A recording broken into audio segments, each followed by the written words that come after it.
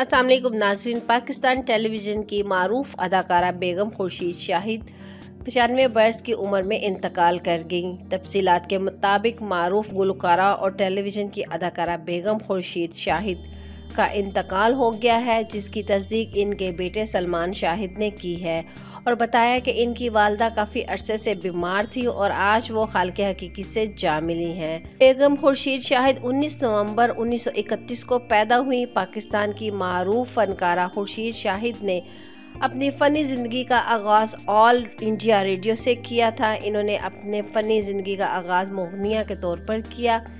रोशनारा बेगम की शागिर्दी इख्तियार की और मौसीकी की बड़ी बड़ी महफिलों में भी दाद वसूल की। बाद अज़ा रेडियो पर गुलकारी और टेलीविज़न पर अदाकारी के जौहर भी दिखाए।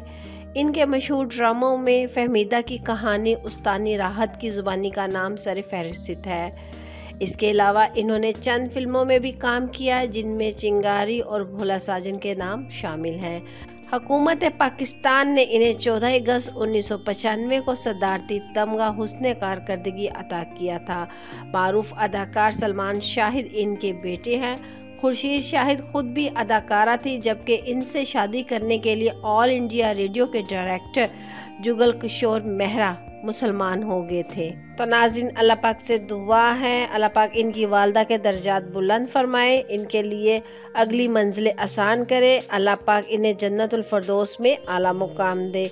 नाज़रीन, इस खबर को लेकर अपनी कीमती राय का इजहार नीचे कमेंट्स बॉक्स में ज़रूर करिएगा।